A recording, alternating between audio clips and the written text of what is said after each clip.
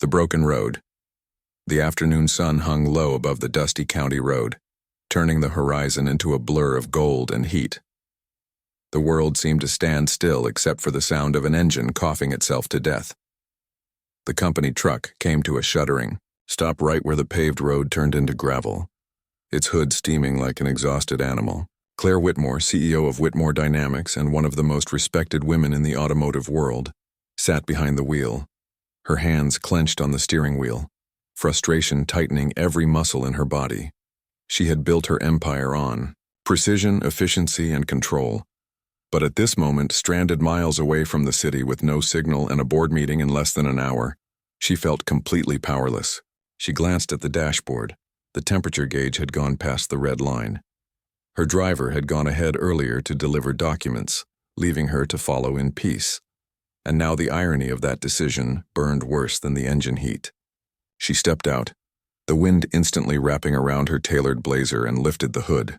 A wave of hot air hit her face, sharp with the metallic tang of burnt oil.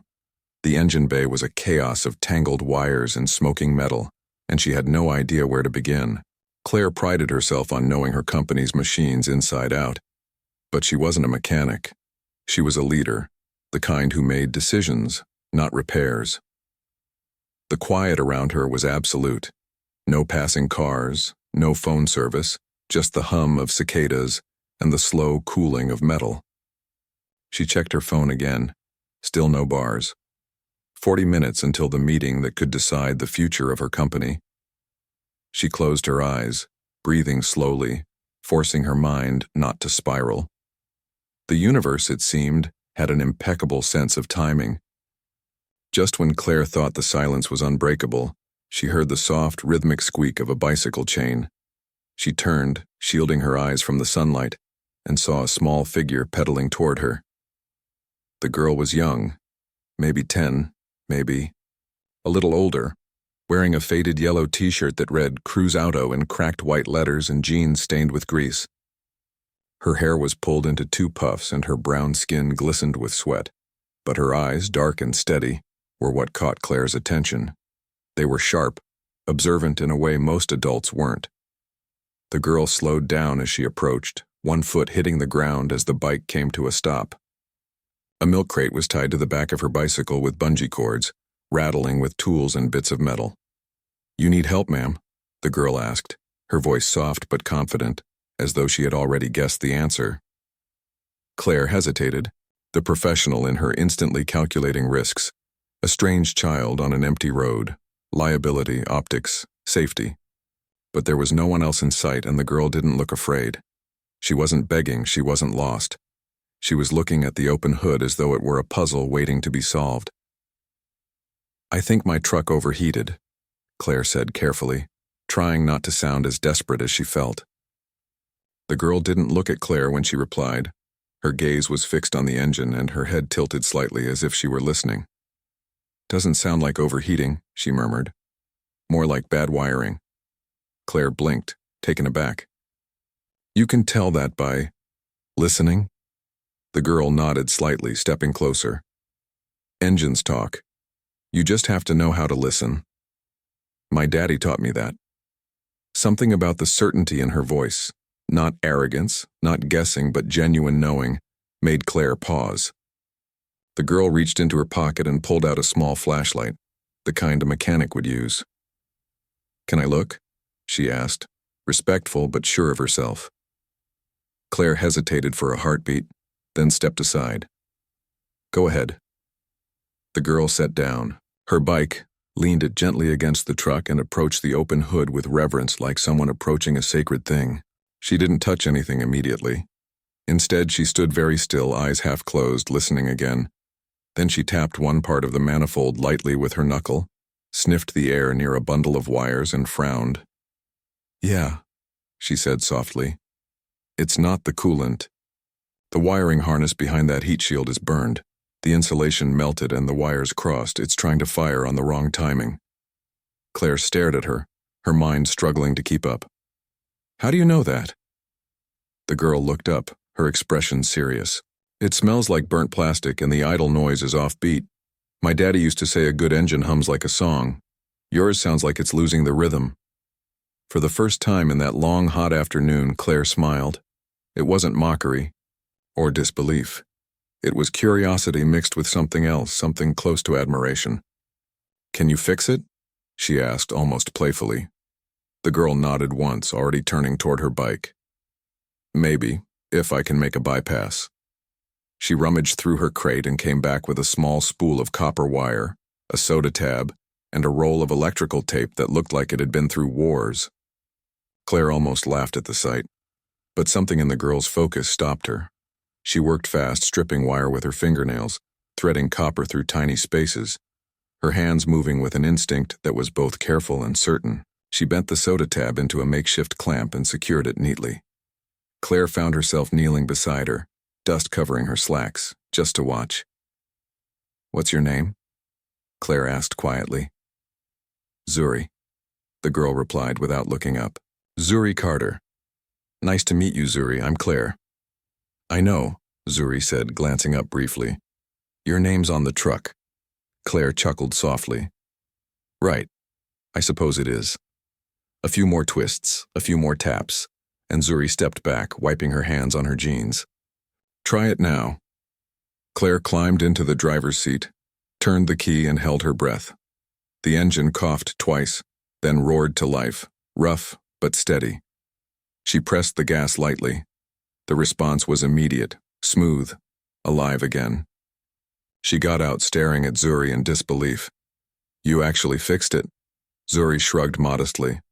"It's not perfect, just a bypass. It'll hold until you get a new harness."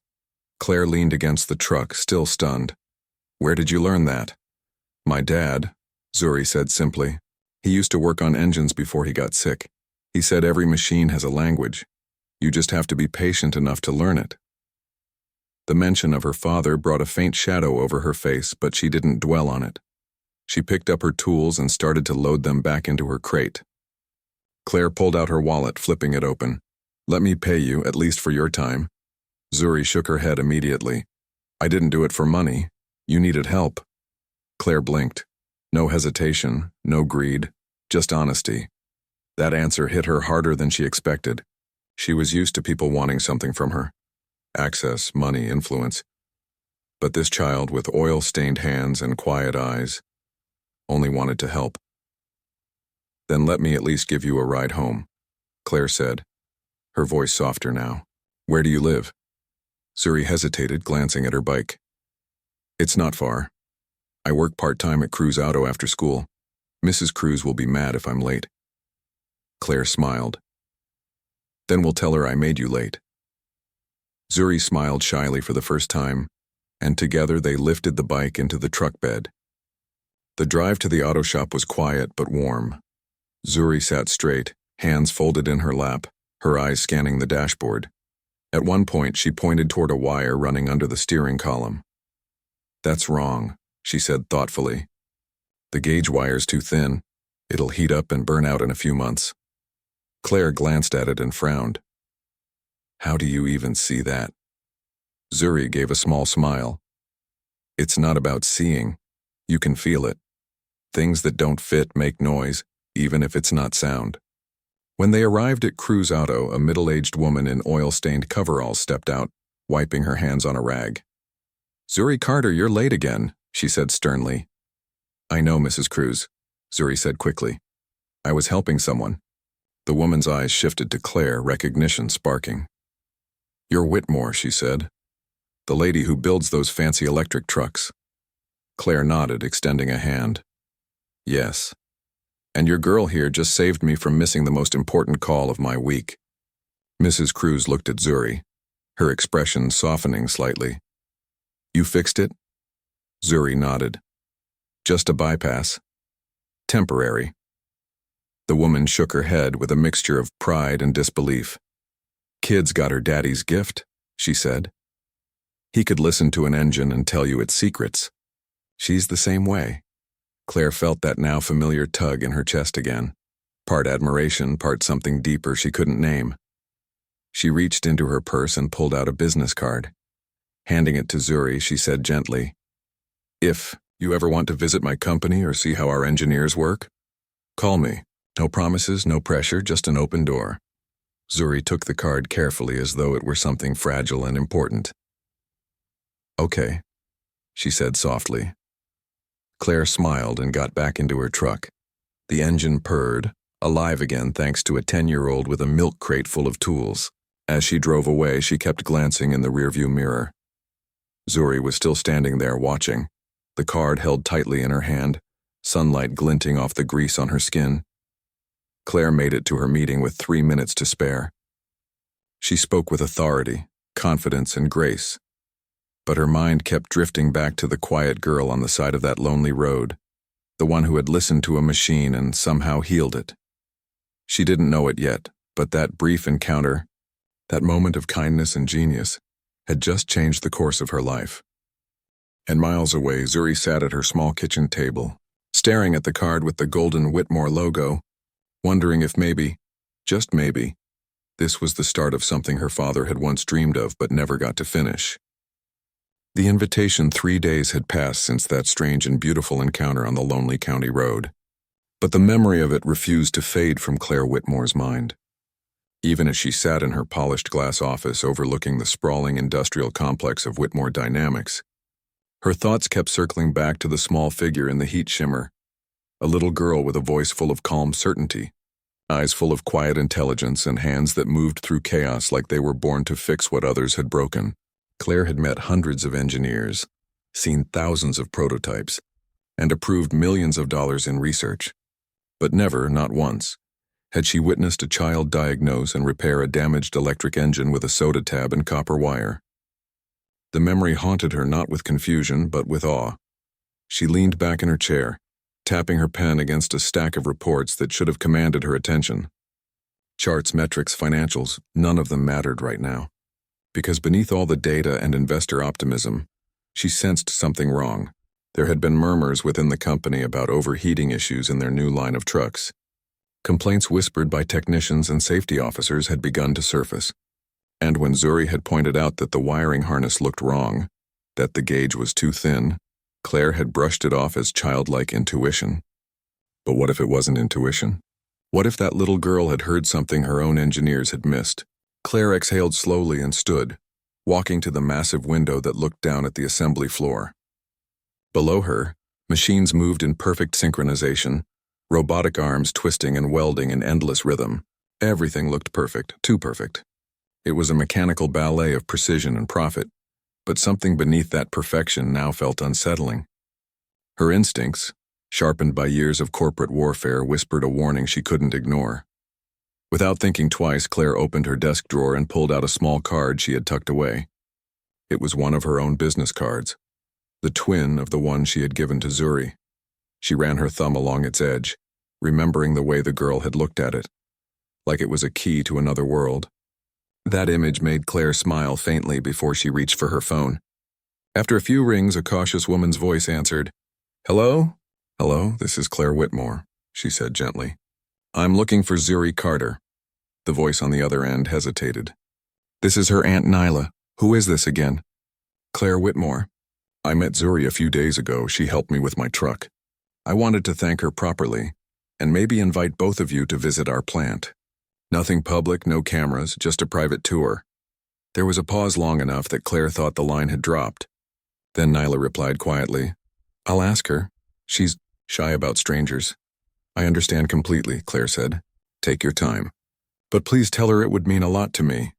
The call ended, but Claire's thoughts were anything but settled. She stared at the silent phone in her hand, feeling the faint stir of something she hadn't felt in a long time, hope mixed with curiosity. There was a spark in that girl, something raw and rare, something that shouldn't be ignored. Saturday morning dawned cool and clear. The air was crisp, the kind that promised change. At the main gate of Whitmore Dynamics, 2 figures stood hesitantly, their visitor badges catching the morning light.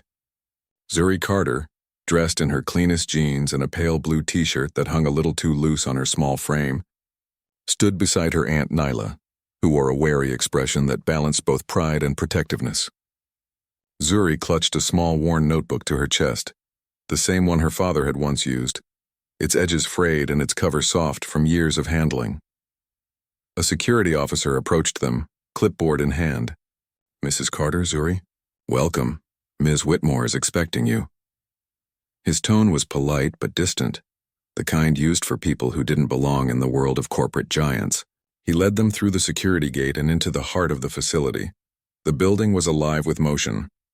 Machines hummed with mechanical heartbeat. Screens flashed with endless data. Workers in pristine uniforms moved with rehearsed precision. Zuri's eyes widened as she took it all in.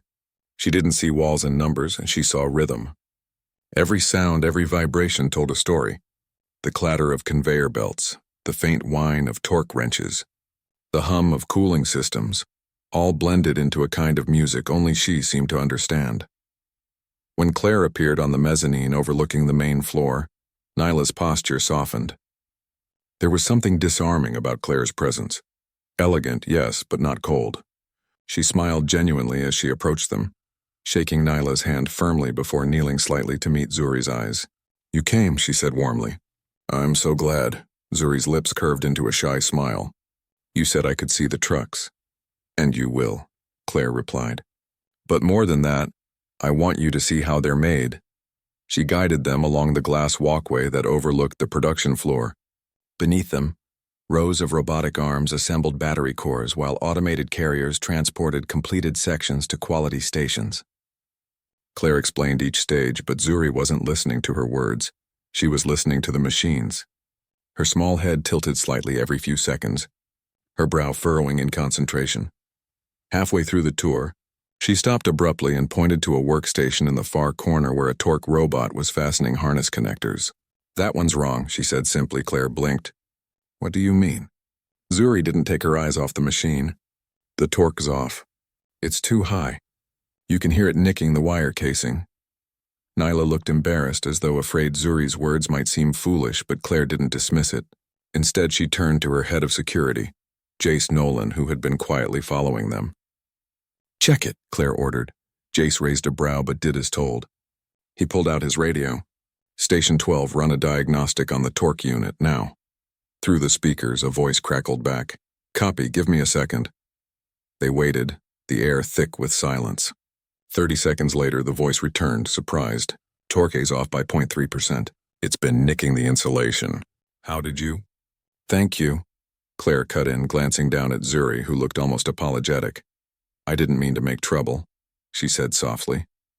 "You didn't," Claire said, her voice gentle but firm. "You just saved us from a potential recall." That was the moment Claire knew it beyond doubt. This girl was special. Not just bright, but extraordinary. She didn't guess or imagine. She perceived.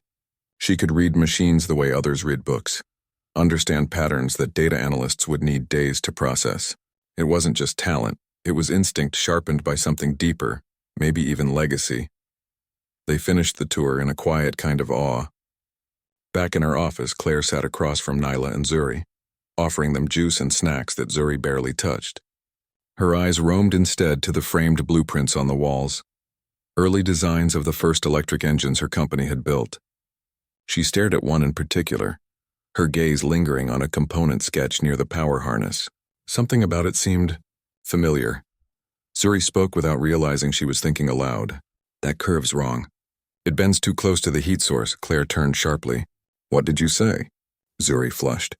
"I mean, if you move it 2 centimeters left, the current will flow smoother. Less friction, less heat."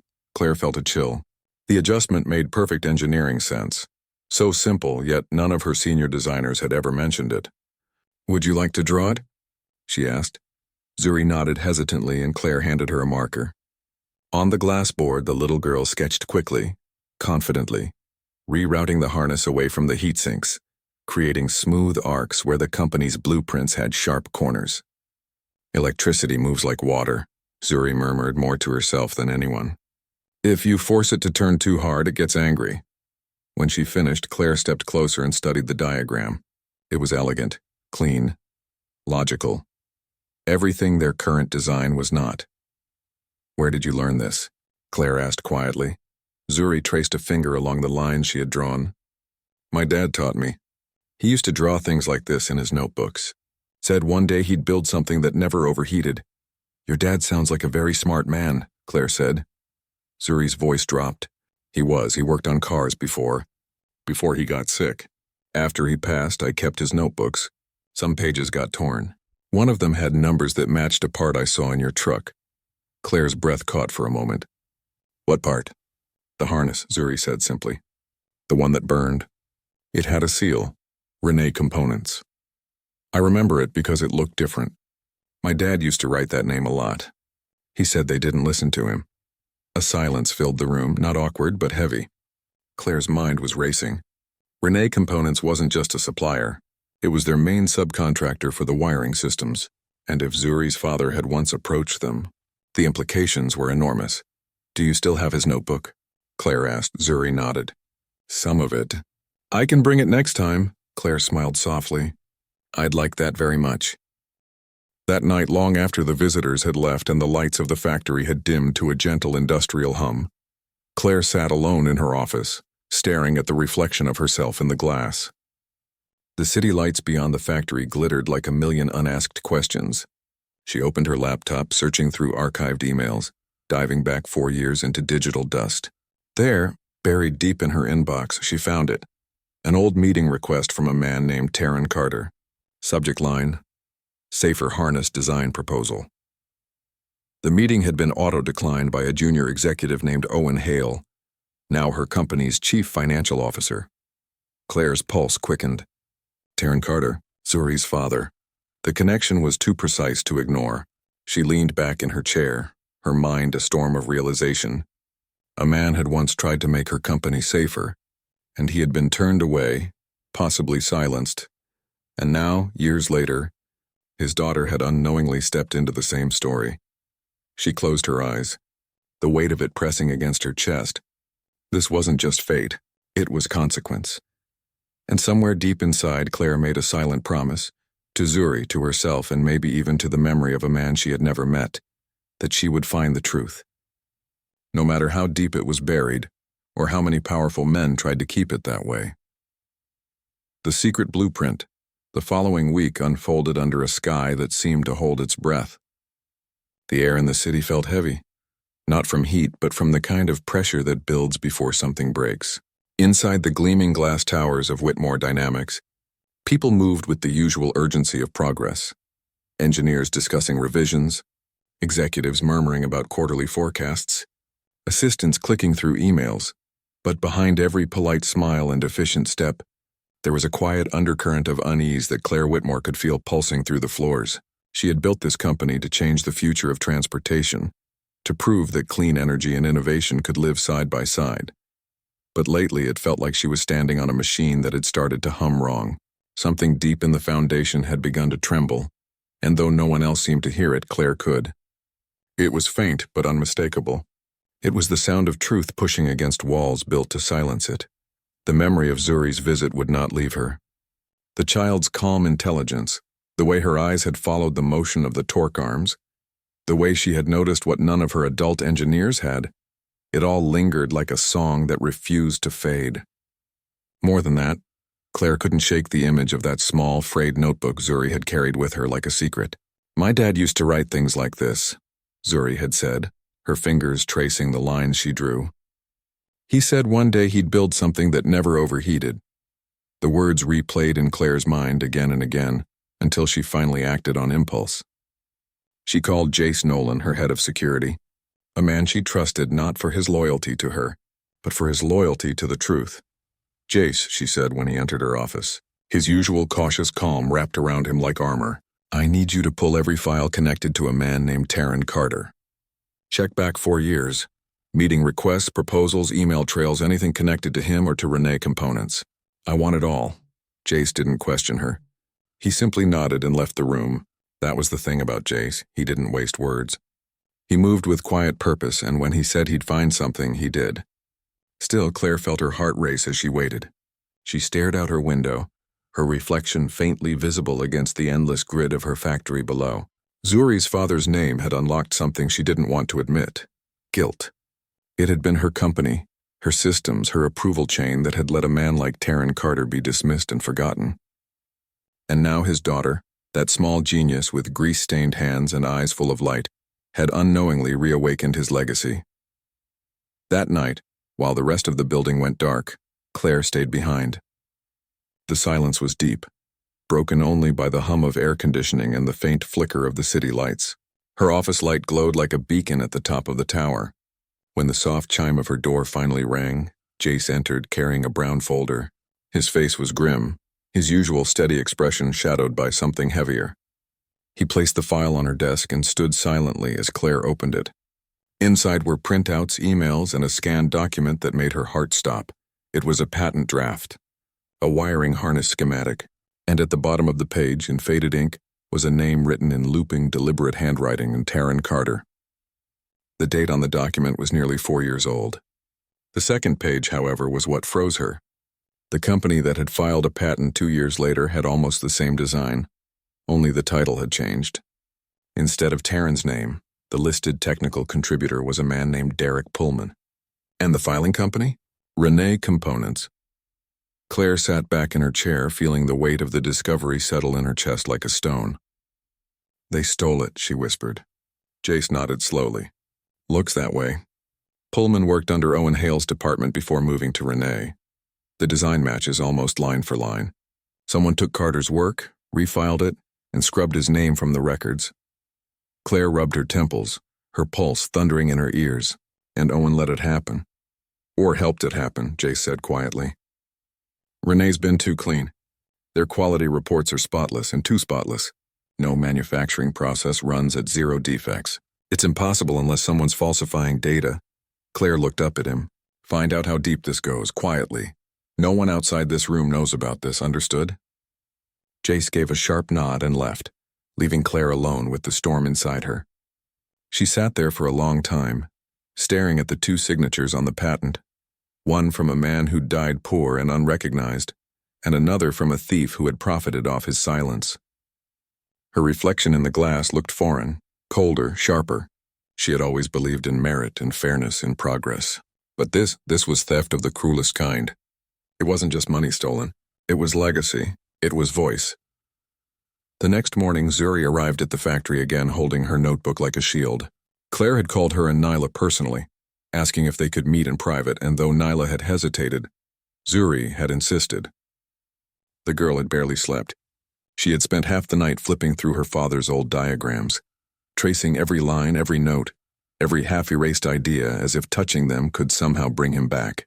Now standing in the glass-walled conference room beside Claire, she felt both small and strong, a child among titans, but one carrying the truth. Claire sat across from her, her expression soft but grave. "Zuri," she began carefully, "I need to show you something. It's about your father." Zuri's fingers tightened around her notebook. "You found something, didn't you?" Claire nodded slowly and slid the patent file across the table. "This is your father's design," she said. "It's brilliant. A safer wiring harness that prevents overheating. But look here." She turned the page and pointed at the second document. 2 years later, this same design was filed again. Different name, different company, same idea. Zuri leaned forward, her lips parted slightly as her eyes scanned the diagrams. Even at 10 years old, she could see it. The lines, the flow, the logic. "They copied him," she whispered, voice trembling. "They stole it," yes, Claire said softly. "And I think the people who did it work for Renee Components. One of them used to work here. His boss is a man named Owen Hale, my chief financial officer." Zuri looked up sharply. "The man who turned my dad away?" Claire nodded, guilt shadowing her eyes. "Yes, I didn't know it at the time. I should have. I should have seen it." For a moment silence hung between them, not empty but full of meaning. Nilla, who sat quietly beside her niece, looked torn between pride and anger. "So what happens now?" she asked. Claire's answer came slow, deliberate. "Now we prove it, and we make it right." Zuri's gaze hardened in a way that no child should. "Then I'll help," Claire blinked. "Zuri, this isn't—" "I can help," Zuri insisted, voice steady now. "I know his drawings better than anyone. I know how he thought. I can show you what he changed, what he tested, what he fixed. I can finish it." The room fell quiet again, and in that silence, Claire saw something extraordinary. Not just intelligence, conviction. Zuri wasn't speaking like a child chasing a dream. She was speaking like an heir to a legacy she had just inherited. "All right," Claire said finally, her voice quiet but resolute. "Then we'll do it your way." That evening, they met in the quiet of Marta Cruz's garage, the same place Zuri had once fixed Claire's truck. The smell of oil, iron, and heat filled the air. A single lamp cast a warm circle of light over the workbench where the girl's small hands moved quickly, sketching circuits and patterns on scrap paper while Claire and Jace watched. It was a strange sight. A billionaire CEO and her head of security standing silently as a child redrew the future one line at a time. Zuri's focus was absolute. Her hair had come loose from its ties, a dark halo around her determined face. Her fingers followed her father's invisible ghost, replicating his logic with uncanny precision. He always said electricity is like water, she murmured. You can't force it to flow the wrong way. You guide it. You respect it. That's how he made it safe. Claire leaned closer, studying the new configuration. This could change everything, she whispered. It already did, Jace said from behind them. It just changed for the wrong people first. They built a prototype that night using whatever parts they could find. It wasn't sleek or polished like the factory models. It was raw, improvised, alive with the hum of makeshift genius. When they finished, Claire powered the circuit, watching the gauges carefully. The new harness held steady. No overheating, no spikes, just smooth, perfect flow. The proof was undeniable. Zuri smiled, eyes bright. He was right, she said softly. Claire placed a gentle hand on her shoulder. So are you. For the first time, the little girl smiled fully, not shyly but with pride. And in that moment, Claire realized she wasn't just looking at a child prodigy. She was looking at the continuation of something powerful and sacred, the voice of a man who had refused to compromise, living now in his daughter's hands. But outside the garage, unseen in the shadows, a black car idled quietly, headlights off. A man inside lifted a camera and snapped 3 photos, one of Claire, one of Zuri, and one of the glowing prototype on the workbench. He made a short call, his voice low. They found it, he said. She knows. Then the line went dead and the car rolled silently away into the dark.